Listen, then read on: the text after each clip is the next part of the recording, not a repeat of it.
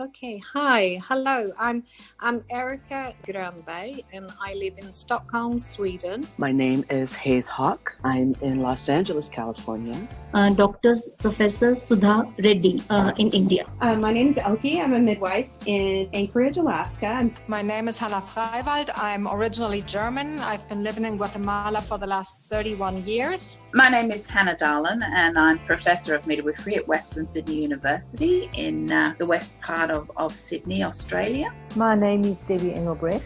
I live in South Africa. I'm Cecilia Nakubra from Uganda, East of Africa. I'm a midwife for 7 years. And I've been a midwife for 20 years. I first got into maternal child health in 96 when I was living in Chile. I'm living in Dimona, Israel, in the Hebrew Israelite community. And it's incredibly powerful to witness the birth of a child and the birth of the family and the birth of the individuals in the room. For me, it's the most wonderful, amazing, miraculous honor ever. Our job as midwives is to be Sherpas, not usurpers. For me, it's a sacred place, it's a secret place, it's a private place. And I have the honor of receiving these little babies. I'm in the business of watching universes being created. I mean, there's no better job. Hello, and welcome back to the Worldwide Midwifery Podcast. I'm your host, Augustine Colebrook. This episode, we take a wild trip to Sweden, and we get to speak to not one, but 3 experts. I'm so excited to introduce our first guest. Well, actually, let's let her do it, because she's been introducing every episode so far. Okay, hi, hello. I'm Erika Grönberg, and I live in Stockholm, Sweden. I am a midwife here, and I've been a midwife for 20 years. Currently, or for quite some years back, I've been working at a maternity ward here in Stockholm.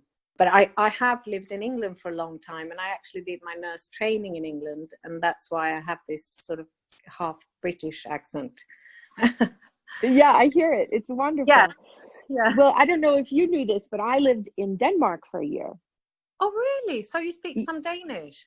Du snackar dansk. Du snackar svenska. Snackar du dansk? Nej. Ulligt. Ja, men det är fantastiskt.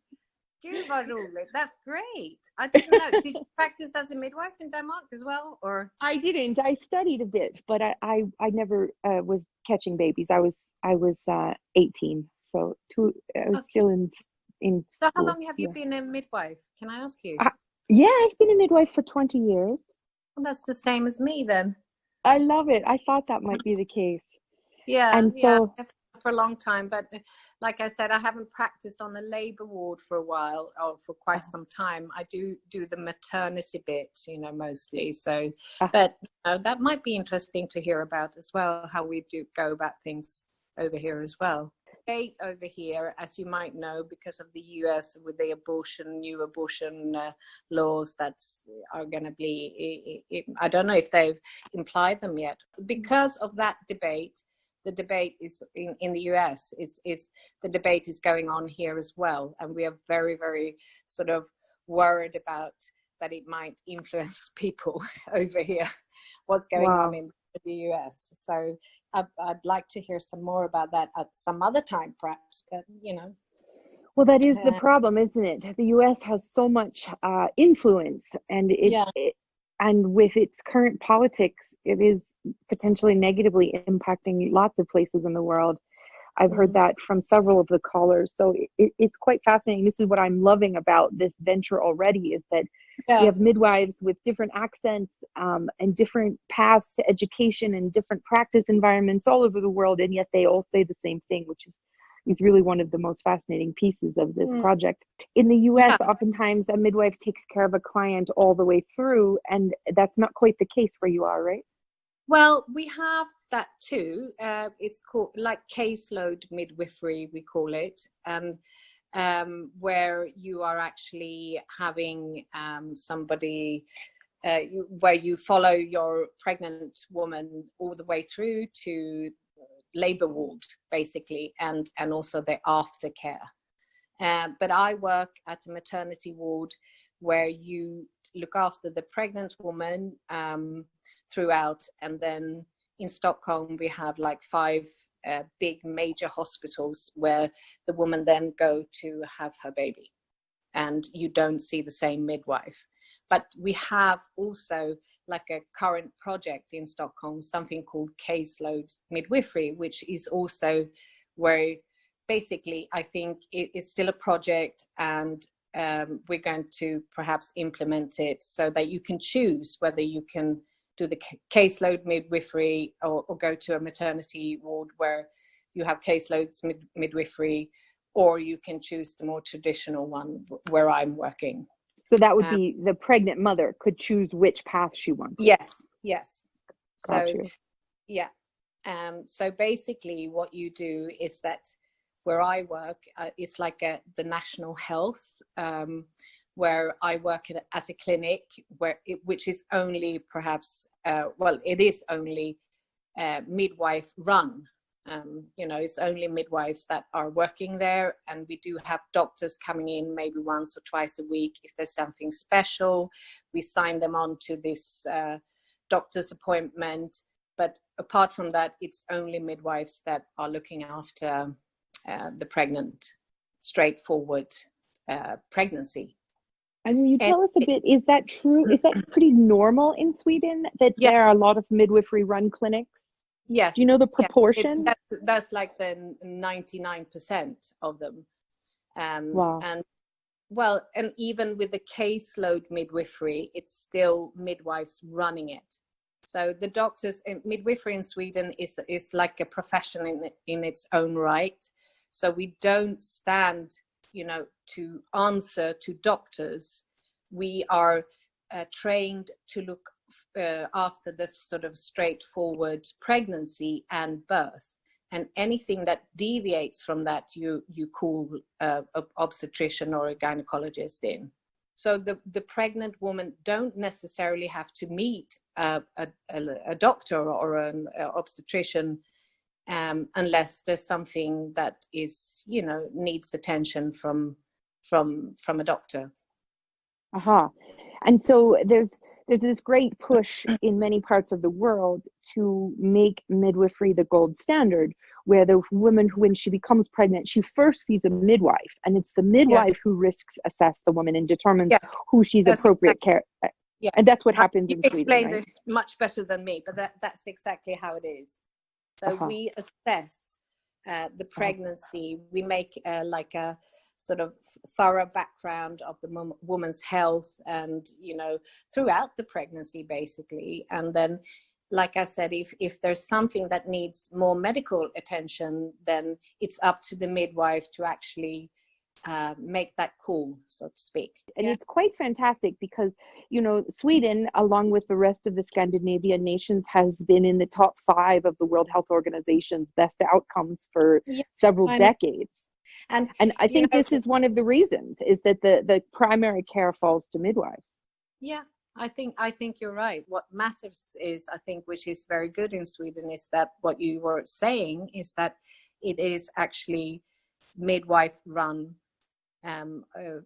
maternity clinics where you go, which I think is, and also on the labor ward. I mean, a midwife on the labor ward is not under a doctor. She is only, or the obstetrician, she's assessing the straightforward birth. And like I said, if it deviates, then the other medical professions are called. Yeah. Brilliant. It's a brilliant model. I was just talking about this with another caller, actually.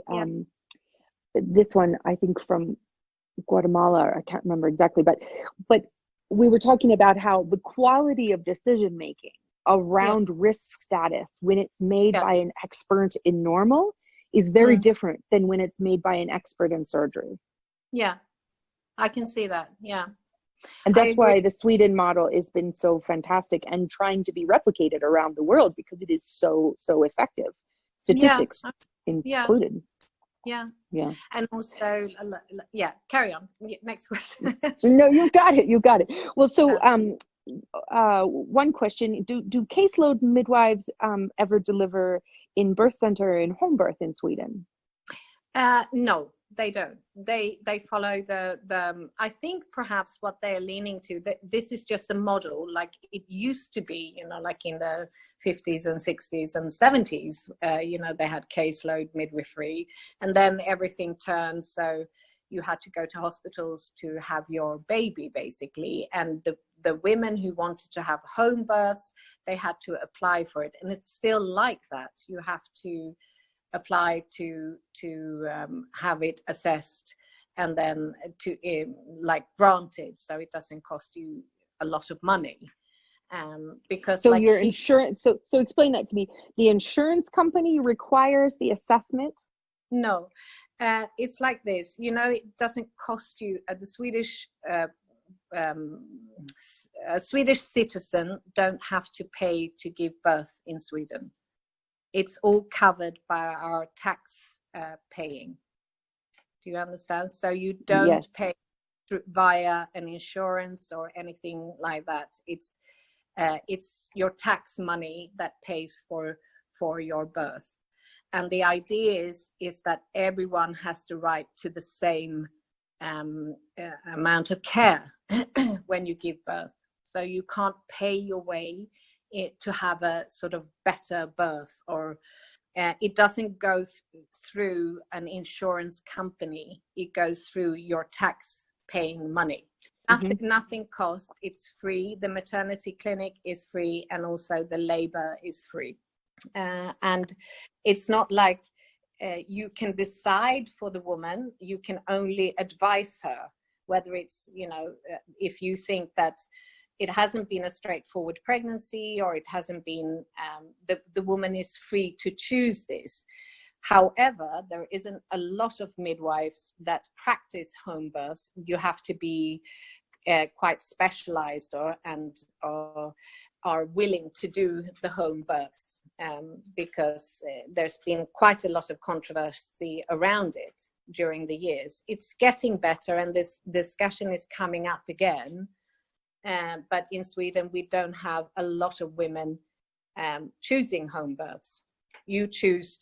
Most women choose to have their babies in the hospital. And perhaps also because it's not a sort of thing, it's not like, we bring it up and say, what do you want? Do you want to have a home birth, or do you want to go to hospital to have it? It's not like that. Most women still go to hospital. But at the hospitals and the clinics, then it's only midwives to assess it at first. I mean, there's doctors around and obstetricians around, but it's the midwife who assesses the labor. Right. And so are there clinics or birth centers outside the hospital, or is it all in large hospitals? Large hospitals. And how about rurally, even in the rural communities in Sweden? You still go to hospital to have birth. And of course, it's much more common that people choose to have their babies if you live like 100 miles from the nearest hospital. So they have a different approach to it, but they do recommend most women to still have their babies in the hospital, and they sort of plan for it, you know, in between. I know it's not the same in England, for instance, where they have birth centers and midwife-run birth centers and so on. But in Sweden, it's not like that. So but also in Sweden, the hospitals are not like hospitals around the rest of the world. It's almost like there are many birth centers inside the hospital because it's midwifery run, and they don't require So will you tell us about what a typical hospital ward is like in Sweden? When the woman starts her labor, she has probably, if it's been a straightforward pregnancy, then she's been to the midwives perhaps 10 or 12 times during her pregnancy. She has, I know in the States you do much more ultrasounds. We only do 1 or 2 ultrasounds. It's called a routine ultrasound or a CUB ultrasound. And it's all voluntary. You can choose not to do any of them if you don't want to. And it's not like we recommend, you need to do this ultrasound and so forth. So when the woman is in labor, she's if it's her first baby, she's usually has attended together with her partner to like a labor preparation class. When she's due and she's at home, she phones the hospital. So my name is Åsa Holstein, and I'm a Swedish midwife, and I am presently living in Stockholm, Sweden. And I've been working as a midwife since 2005. Awesome. Mainly with births at a big hospital here in Stockholm. Yeah, so we've just learned with our previous interview, a friend of yours, I think, Erika Grönberg, yeah? You've heard about her as well. We learned from her that Sweden has a very integrated midwifery, but has a very interesting process of not doing caseload midwifery. The midwives don't follow the person all the way through. Actually, midwives have different assignments in the care. So will you tell us a little more about that and what your role is? So Sweden is a midwife-led country when it comes to pregnancy and birth, or low-risk pregnancy and birth. So right now I'm running my own company as an entrepreneur, and I have a company here in Stockholm that has lots of different courses for becoming parents, like Lamaze classes and prenatal yoga and infant CPR and first aid classes, lots of different classes for becoming parents or new parents.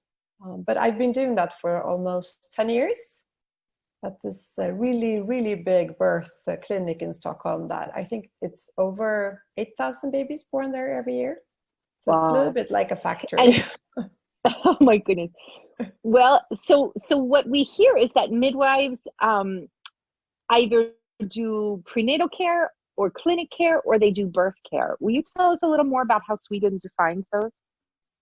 So yeah, you can actually, as a midwife, we are trained to work in every field. And we also work with, what do you call it, anti-conception? Like a birth control clinic.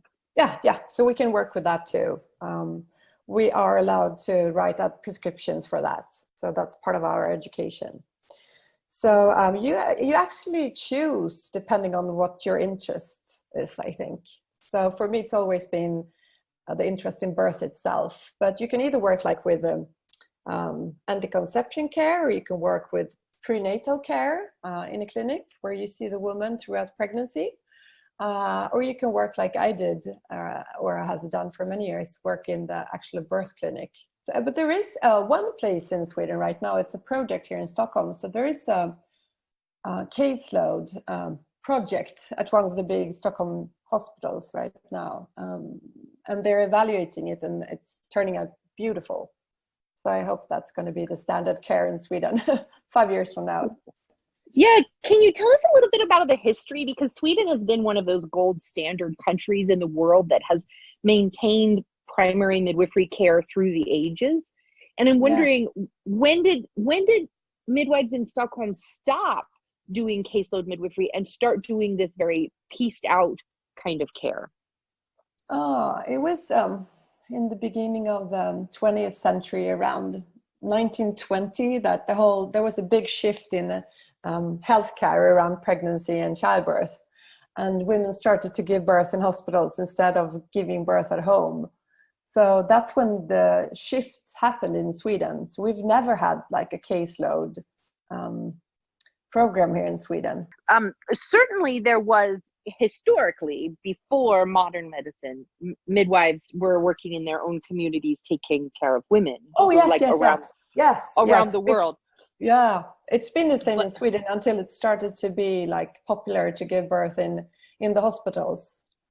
Gotcha. Then you didn't have the caseload system anymore. So I see, but there's an experiment to bring it back. That's very exciting. Yeah, because there is so much research going on that shows it's best for the woman and for the partner and for the process. So, and also for the midwives, I think it's a beautiful way to work. Oh, I agree. Oh, that's so exciting. Well, so right now, given the current system, what does birth look like in a hospital in Sweden? From what I've understood from the women I interview in my podcast that has given birth in the United States in hospital, it's very different. You can have a very home-like, you can have a almost birth center kind of birth in a big hospital in Sweden. even though you have all the medical interventions that might be needed. So you have your midwife, or the midwife that's assigned to you the day you get there. Yeah, so you get the midwife that you haven't met previously when you come into the birth clinic. We're pretty hard here. So a lot of women come in and they're not in active labor yet. So then they are sent home again to work with the latent phase at home, which is different from the United States, from what I've understood. Yeah. So you might go back and forth a couple of times, which is, as a midwife, we know that's not very good for the process because it's stressful. So we try to educate the women beforehand why we think it's such a good idea to stay at home until you have regular contractions. So when they are accepted to the hospital, they meet the midwife, and the midwife has an assistant that she works together with. And if everything is normal during the process, she will not meet a doctor ever. She will only be attended by the midwife. I know that you have this very special podcast that you have been launching. Will you tell us about your podcast and what you've been learning about the difference in birth? Because, I mean, this is just fascinating what you're doing. Yeah. There are so many horror stories going around in Sweden and other places around birth that I decided to make a podcast in English to have more women be able to listen to it about positive birth. So it's a very narrow podcast, and it's only about positive birth stories. And it doesn't have to be, that everything is rosy and happy and a pink cloud. It can be with complications too, but the feeling that the woman has after giving birth is positive and empowering. So that's part of what I do also. And I do in Sweden, I also do a really big podcast in Swedish about pregnancy and childbirth.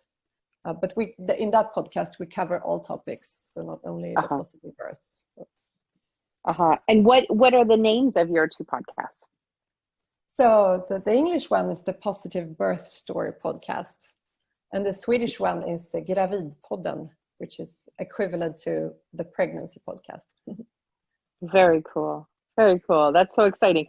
So tell us what you've been learning about the difference between births in the US versus births in Sweden. Oh, yeah. What I've been learning is that it seems like you really have to fight in the US to get the birth that you want, especially if you give birth in hospital. And it seems like it's more routine to have a lot of interventions than to not have interventions if you actually give birth in hospital, from the stories that I've heard. This is a listener-supported podcast. If you like what you're listening to and would like to hear more of it, please consider becoming a patron. It's easy to do. Worldwide Midwifery has a Patreon page. That's patreon.com/Worldwide Midwifery, where you can choose your level of support starting at just $2 per month. Your financial support allows us to keep offering this content ad-free and allows you to contribute to our guest choices. If you would like access to our extensive show notes, including our research segment, there is a $5 US option.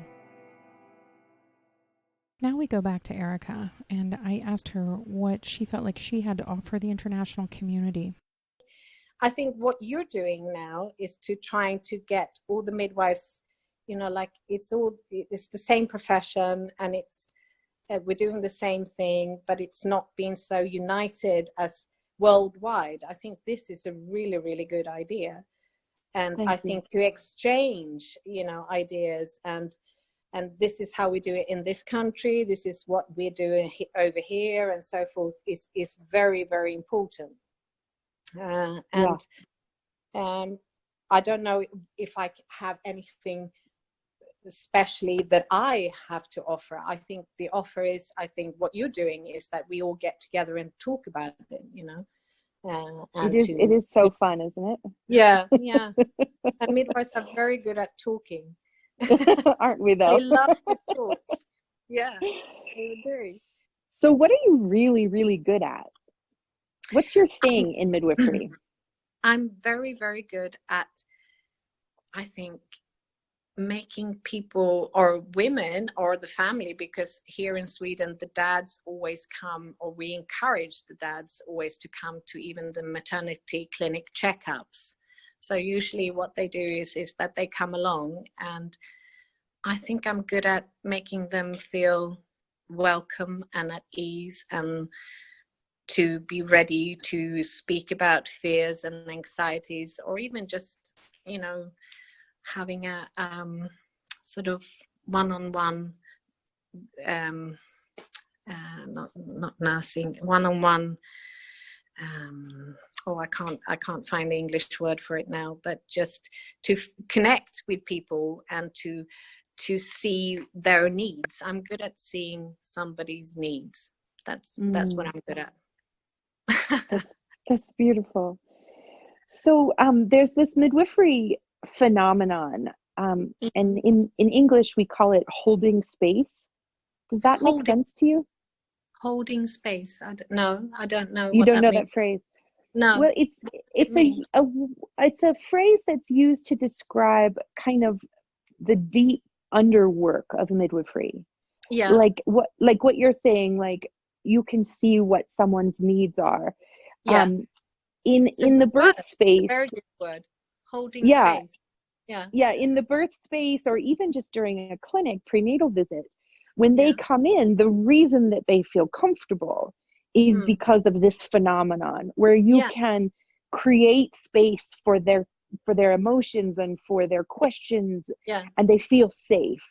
Do you know that feeling? Yeah, I do. I absolutely. It's a very good phrase, actually, and I think it's very, very true. I think that midwives do become experts on this. And I can tell you, like, it's applied in every walk of life. I'm noticed that I'm quite good at it, you know, even if I'm not doing my midwifery.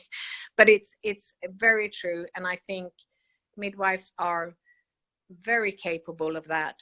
And I don't know the reason for it, because when I did my nursing, and especially that, I don't feel that is the case. I think that it's very true to midwives, especially. I agree. And in fact, I would go one step further and say the profession that probably aligns most closely with midwifery in terms of this spiritual, psychological aspect of holding space is being a priest or a minister. I agree. Yes, God, that is very good. Yes. Yeah. I agree. Like something spiritual and something almost like there can be a stillness in it, but also a deep sort of trust, and even, you know, it's very, very true. It's very connected to anything where you give guidance, I think. You're right. I think it's very particular to just midwives. I don't see it with other colleagues who do the same. I think it's very true to midwifery, and I think it's a necessity. I think this is to be a good midwife. This is a necessity, and I think you learn it. It doesn't happen straight away. I think it happens as you go along. And so my question for all midwives around the world is, how do you teach this? I think, oh God, that is a difficult question, because it's almost like an art form. So I think it's hard. I don't know, because a talent is something different. You know, if you have a talent of being good at speaking to people, I think midwives develop this talent to have this trust between the birthing mother and the midwife. I think it's learning by what do you say? Teaching by learning. I think it's to do with the fact that you see it in other midwives, because in Sweden you do have, even when your first year of training, you have like a mentor who is more experienced than the newly qualified midwives. And if you have a good mentor, which everyone has, then you probably pick up on this.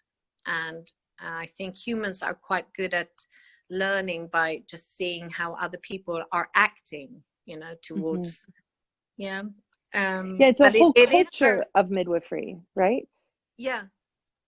It is a sorry, what did you say? It's a culture of midwifery. Like, it's a common part of the culture, is this quiet, powerful way of holding space. And I really like that phrase. I'm gonna talk to my colleagues about it, and I'm gonna ask them what they think, because I think you're very right, and I think that it takes a certain I think you can learn it, and I wouldn't say it's a talent. I think it's something like spirituality that you pick up on, where you realize that to be sort of like what I called an accident and emergency nurse. Do you know the type where it's quite sort of it's a different environment to work in an A&E department than it is in a labor ward, for instance. And you have a certain type of nurses which are probably necessary there. You don't have at the labor ward, because that wouldn't give you anything, but it wouldn't give you that environment for the mother to feel safe in. I think you realize that the holding space is something that is necessary, in order to make the woman, because I don't think there's a midwife on the planet that finds her job uninteresting, or when you're there, like especially on the labor ward, that you have to be very much like with the mother and the partner in the moment with the person or with the people, who's the family. You have to be very much there to you can't be somewhere else in your thoughts or in your, and I think that midwifery are very good at that. Once you step into the birthing room, I think that magic happens, is that the midwife is very aware of that. I have to be here with them in every thought, so I think they're very good at it. And and holding space, I like that. Good. So tell us your wildest, most extreme or crazy moment in midwifery. I don't know. I think it was when I did and I find it I always tell this, when I did my midwifery training, I had a mentor that was very, very experienced. She was one of those midwives that, you just looked up to and what have you. And she had, a baby that was big, and it was a vaginal birth. And the baby got stuck. The shoulder, how do you call it in English? The shoulders. Shoulder dystocia. Mm-hmm. Yes, so shoulder dystocia. But the mother was very determined, and the midwife, who was very experienced, she really just helped this mother to really push, and she managed to release the shoulders. The baby weighed 5.6 kilos, nearly 6 kilos. And she did it all on her own. She didn't call a doctor in. She was working with the mother very, very closely, like very closely. And they had that magical, partnership, the mother and the midwife. And I was like a midwife, a student, standing just in awe, with this. I wouldn't say that perhaps is my wildest moment, but it was certainly one of my most sort of, oh my God, she is really the best person in this room, this midwife who delivered this nearly 6 kilo baby and released the shoulders. Do you know how long it took? About 20 minutes, I think. Oh my goodness. Yeah. And she had me pushing, and on abdomen, and she was telling me exactly what to do, and it was just completely beautiful. And she did it, and actually there was a doctor coming in, and an obstetrician who was quite young, and the midwife who's delivering this baby, she just asked the doctor to take a step back. She just said, I need you to not say anything, just stand in the corner, or just go out. She did it, and it was completely amazing. And I thought, okay, I want to be like that. And both mom and baby were okay? Yeah, fine. Wow. Yeah. That's such a long time.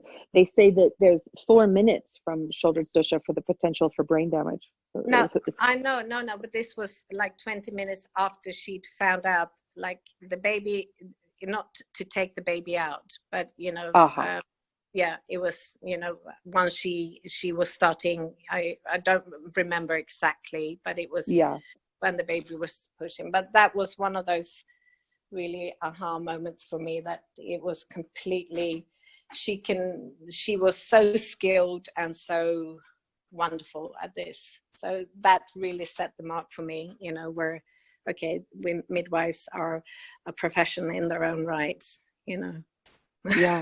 Yeah. And experts in their own right. Yeah, an expert in their own right. And that's actually how they see it here. I don't know anyone who hasn't got the utmost respect for midwives here in Sweden. It's quite sort of a profession that people look up to. I'm very proud of it, and very much, the pay isn't brilliant, but, nor is nursing, but, at least it's a very respected profession. I don't say I've never heard anyone who consider it as a second class, like you expressed it. I don't know, what did you say? Second class citizen. Yeah. Yeah, that's how midwives are treated in many parts in the world. Yeah. It's not like that here. And of course, if you go to developing countries and so forth, it's I can imagine, but it's very, I think it's a profession where here most people find it completely, they are almost a bit humble, and everyone, of course, when you go to parties, want to tell their labor stories when you tell them you're midwife. Yeah, which I don't mind. I enjoy that, actually. Yeah. Wonderful. No, but it's it's one of those, but I was quite unprepared, because I probably have more amazing birth stories, but that was the first one that came out. So I love it. I really love it, because it is one of those really real moments. And this witnessing this preceptor who is even more skilled than the young doctor is really indicative of what's happening. Yeah. She just told him, can you stand outside? And he did it. He wouldn't dare to come near her. Because he also respects the midwife. Very much. Here they have, like, it's supposed to be it is a multidisciplinary team, like where you work together, you give reports together, where you are talking about, I have this first time go in room 1, or whatnot, and so they do, but it's a different it's very, I think it's very for the young doctors or obstetricians, they're very sort of respected. Really, the midwives here, which I enjoy. But it was a long time ago. I worked in a labor ward. I have to add that, my speciality now is also, like, on the maternity wards here in Sweden, we also look after the young woman, where we give advice about contraceptives and so forth, and I enjoy that work too. And also the menopause woman can come to the maternity clinic. It's called midwifery clinics here in Sweden, and we also take pap smears on everyone up to 67 years old every 3 years, and they are also, it's a free screening in this country. And like I said, contraceptives are free for everyone under 23. So even if you're like a young woman wanting to have, we are trying to promote intrauterine devices for young women to have long-term contraceptives. So we do that too at our clinics. We do the intrauterine devices as well. And they are also free, which is, so we're trying to make people have, long-term contraceptives.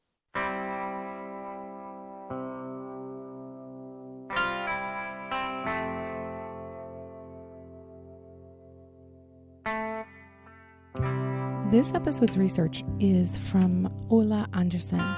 He's a doctor and PhD, and he is currently the attending in neonatology at Skåne University Hospital in Sweden. Dr. Andersson is a part of the European Society for Pediatric Research. His research has focused on maternal and child health, and most recently, he has been doing research in Sweden and Nepal on delayed cord clamping. His newest research is on delayed cord clamping and the effect during resuscitation. My name is Ola Andersson, and I'm a neonatologist. I work in South Sweden at the University Hospital of Lund and Malmö. I have been doing research on cord clamping for about 12 years now. That's, I suppose, what I can tell. And what made you interested in that subject? Oh, it's it's actually that my former wife, she's a midwife, and there was a sort of surveillance of the fetal heart. There was a new invention in Sweden in the 1990s. They tried to test it in the hospitals, and then they wanted to do immediate cord clamping in the hospitals. And that was also the case in the hospital where I was working at that time. So she came home telling me, and I was a pediatrician at that time, telling me about how crazy it was that they were supposed now to do immediate cord clamping. And I, as at that time, most of my colleagues in the pediatric and neonatology department, we were not aware about that there would be a sort of question about when to clamp the cord. But I started to read into the subject, and of course also thought that, well, is this really the best thing to do? And well, one thing led to another, and when trying to ask and discuss the clamping time with obstetricians or colleagues, everybody were referring to very old and not very good research. So I decided to try to find out more about the time of clamping and what effect it has. So then we started a randomized controlled trial here in Sweden in 2008. And from there on, you might say. That is fantastic. I love that story. So tell us the results of that study, and also how you started working in Nepal. Yeah, so that study, I think it really got a lot of attention when it was published in 2011.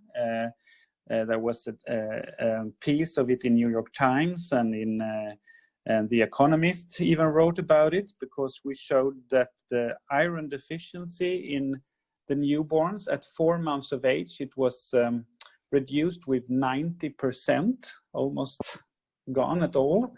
And this was when we compared the immediate cord clamping with 3 minutes. And then we did a follow-up where we studied these children at 4 years of age.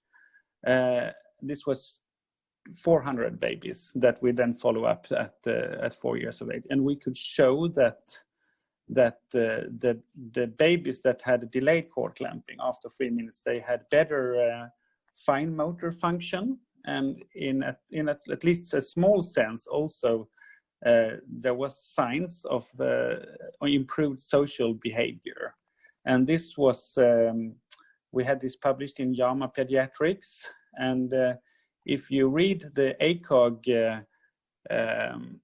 ACOG recommendations from, you will see that they changed from immediate to 30 to 60 seconds, referring to this trial. So that's one of my, I would say, one of my the accomplishments that I'm mostly proud of is that we actually had the ACOG at least put the cord clamping time a little bit later than they did before.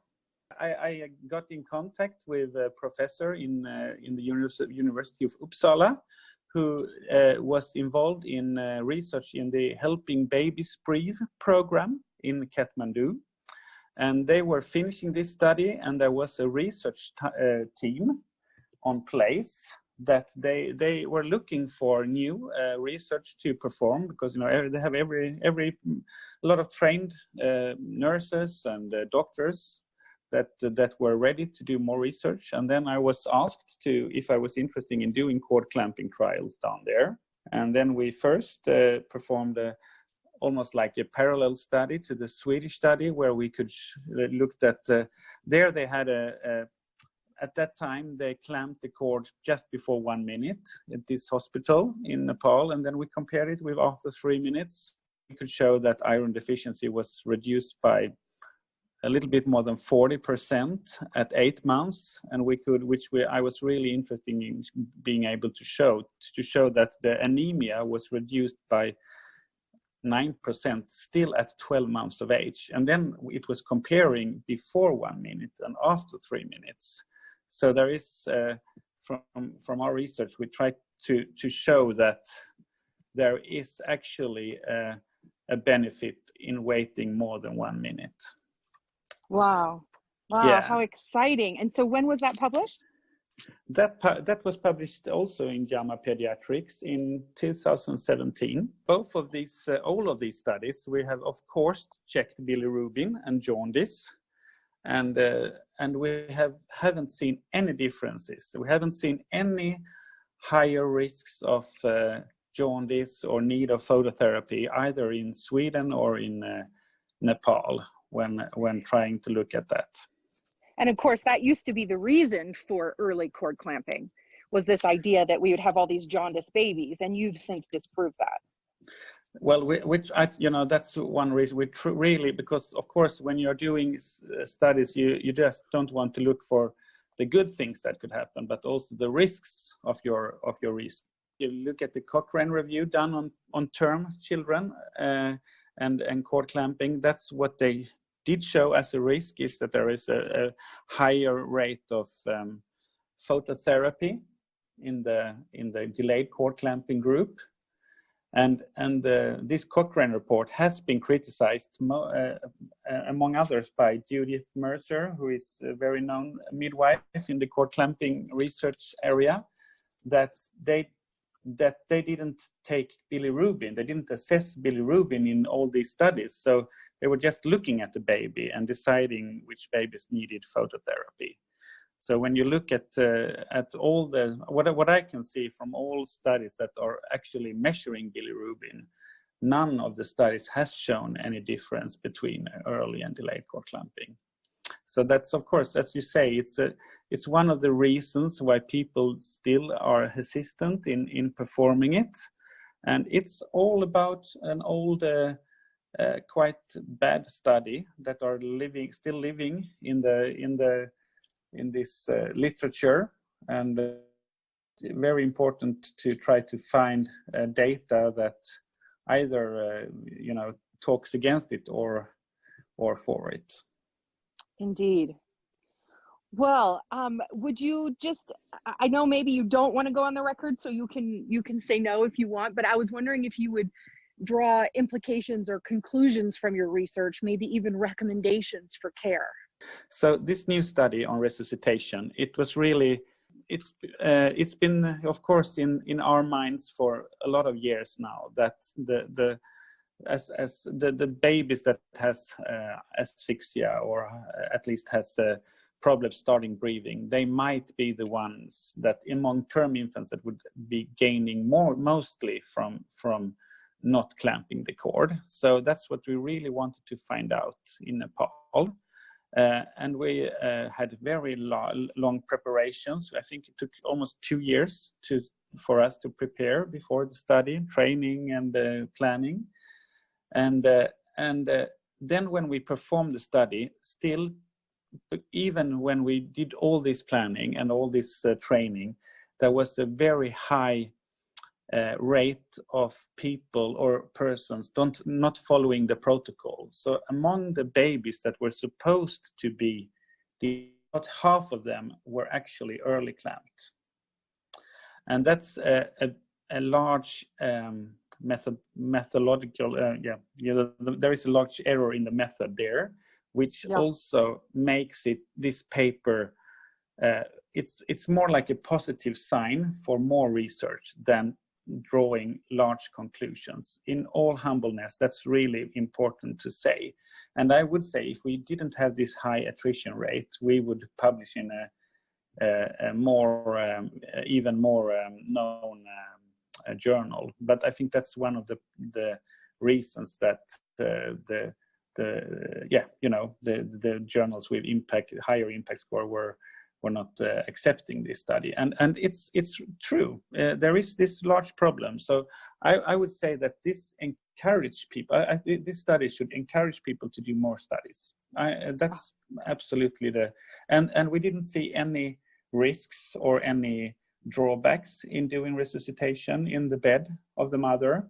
So it will help all of us who wants to learn more to do more studies. But I couldn't give any recommendations. But it gives me hope that this might absolutely help babies all around the world in the future.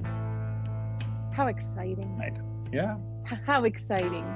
Well, thank you again so much for being willing to speak with me on the record.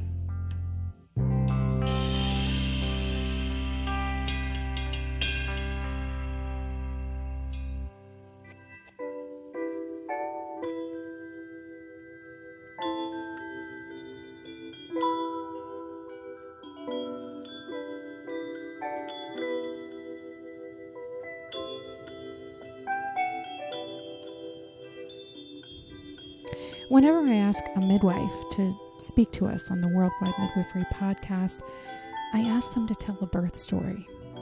Let's listen in. Yeah, I had this really interesting birth. It was she was really young. She was 16 years old. And she came in via the ER because she had stomach pain. And she'd been playing soccer that day, a soccer game.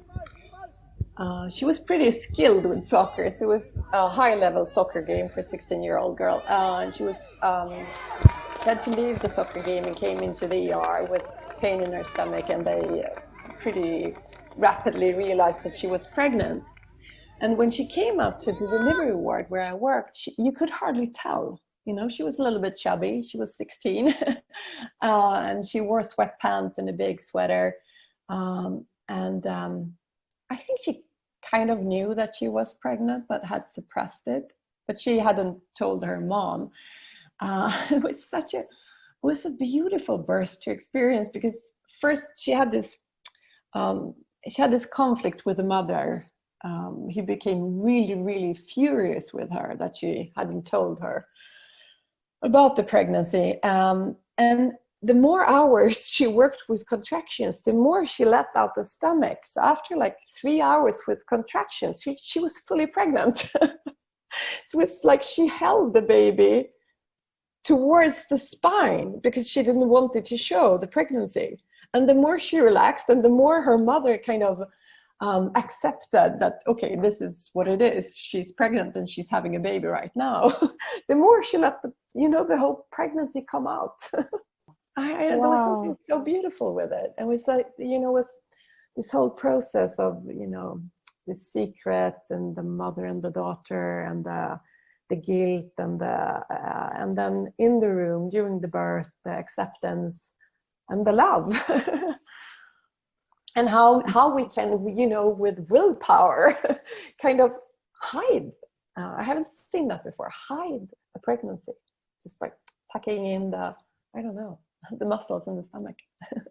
Well, and it's also, I have. It's almost energetic, Yeah. It's like her energy is held in until she accepts it. Yeah, I've helped a number of teen moms. I used to work for an actual, in the US, they used to call them homes for unwed mothers, very, very old thought process. But I used to work for one in Charleston, South Carolina.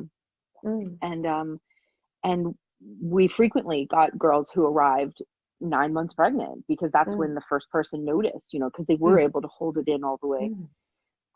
And I actually was called to a birth at the hospital with a woman who was also 16 or 17 and had come in with stomach pains and didn't know she was pregnant. And so they called us in to support them in this process. And oh my gosh, the shock, the awe, and the power. It's so fascinating. I think most, at least in America, I don't know what you think where you are, but in America, I think that we have been so conditioned to believe that birth is painful. That if you have never taken in that messaging, it's actually not that painful. It's almost like a learned process. Yeah, that's what we're taught. It's super painful.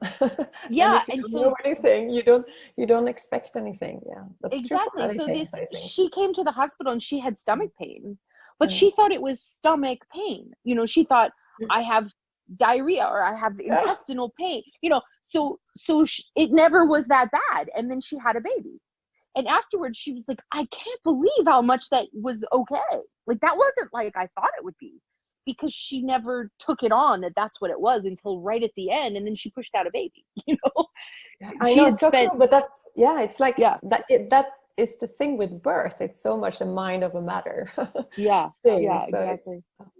Or even a habituation, right? So if we're habituated to this idea that it's going to be the worst pain you ever felt, and it will be unbearable, then of course it's kind of unbearable. But if instead you think, oh, this is just like stomach pain, then it's not that bad.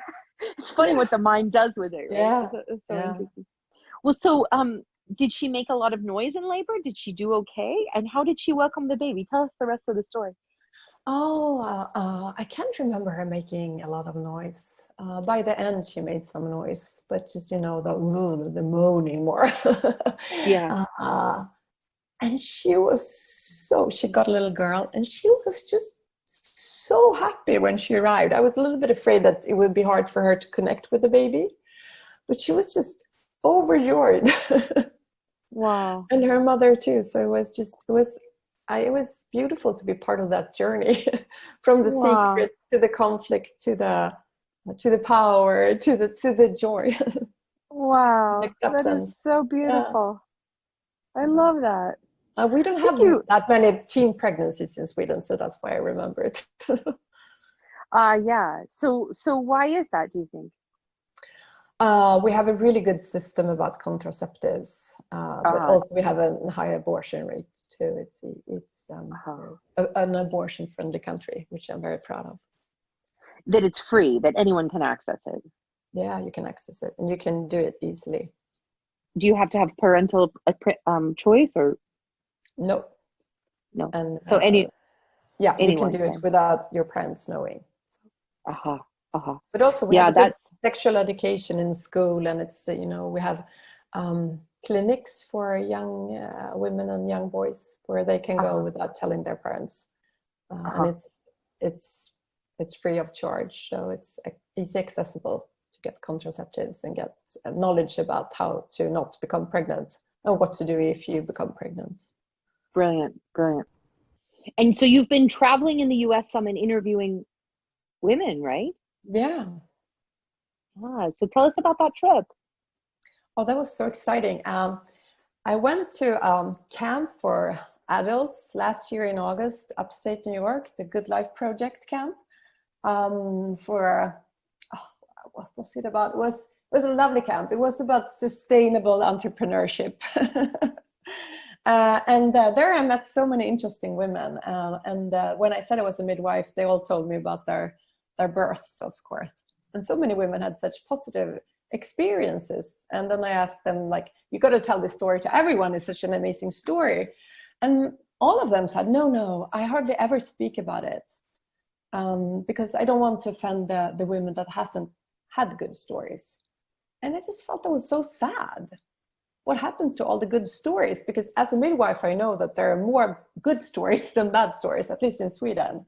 I'm not sure that's the case in the US if you look upon the statistics for your country, but in Sweden, that's the case. So I just, and then I hooked up with some women and I decided that I had to come back and record them live in the States. What an amazing journey. Yeah. I took my equipment in this bag and I traveled to the US, and it's, life is what you make it. Oh, I agree entirely. I'm doing the same thing. I'm traveling internationally partly because I really want to get these live recordings, because it sounds so amazing to hear folks in their own environment talk about their experience. Oh, yeah, it's true. And it's also like for now we're doing this via a Zoom call. It's something happens when you are sitting opposite to another person. It's something with the chemistry. And for me, I felt it was so important because it's so sacred and personal to tell someone that you don't know your birth story. Yeah, it's very intimate. It's super intimate. And I find that the stories are, what do you say, more true? What would you say? Authentic. Yeah. When we meet in person. So it was a great trip. That's so amazing. So what brought you to maternal child health? Why are you a midwife? To become a midwife in Sweden, I don't think it's the same in the States, but it might be. But you need to be a nurse first, and you have to work as a nurse for at least a year or two before you can go into midwifery college. But I knew from the start that was what I wanted to become. I've had a fascination around birth ever since I was a young girl. That just grew stronger on me. So I choose between becoming a midwife and a lawyer. So I came into both education. So much to my stepfather's disappointment, who is a lawyer, but I've always been very happy about my career choice. Or it's actually more, isn't it more a lifestyle to be a midwife than a career choice? It's a way of life, I think. That's a great way to say it. I agree. It's not so much a job you can leave at home. No. It's always with you.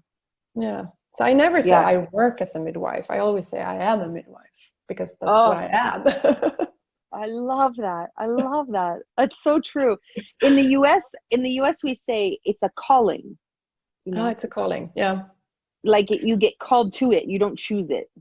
Yeah. I agree upon that too, but if we say that in Sweden, that's part of why we're so poorly paid as women, because it's a calling, and then if it's a calling, you don't have to pay us as much as we're worth. So I agree, that's a very important distinction. Let's also be paid what we're worth. I try to avoid that. So it's calling, but it's also a very responsible job. What have you learned in these many years of midwifery that you wish was common knowledge the world over? What do you know now that you wish everyone knew? That the fewer interventions we do that's not called upon because of medical reasons, the safer it is. Oh, yeah. Yeah, so we got to do the right interventions and the right checkups, but we got to quit doing all those other interventions and checkups that just make everything confusing, because it's for most women, it's a healthy, normal, safe process if you are guided by a skilled midwife. So, and as a midwife, I think it's also the beginner's phase. It's hard to really trust the process, I think, but the more years I worked, the less interventions I did. So by the end, I hardly did any interventions. I agree. Out. Yeah. Look, it just happens every time, over and over. It just works. Yeah, just trust it, trust the woman, trust the process, and, you know, keep your hands away. Birth work. Most situations. And also, of course, as a midwife, you always have to have that risk scenario. What if this happens and this happens, and I do this and I do this and I do that? So you always have to be on your toes, of course, and know what to do. But wait it out. Oh yeah. Yeah, I talk about finding the balance. Right? Yeah. What I've learned is that, like, have more midwives all over the place. I think, actually, it's not only I that think that, it's also research that show that it's safer for the mother and the baby and the pregnancy. Yeah, the World Health Organization is using 2020 as the year of the midwife, you know, and they're helping to share these details that it actually is safer for most women to have midwifery care. And we need so many more midwives. It's crazy how many more midwives we need in order to meet this goal. Midwives to help women with low risk pregnancies and really help them safely throughout pregnancy and birth. We know our shit. Yeah, we do. There we go. I'm quoting you on that one, okay? That's great. This is obvious, but will you say it just for our listeners? Why does the world need more midwives? Well, because we are experts on low risk pregnancy and birth, which makes it really safe for the woman and the baby throughout pregnancy and birth. That's how we are trained, and that's our special skill. Yeah, it's safer. It's safer to look upon it as a normal and healthy process than to do so many checkups and an ultra scan every time and whatever.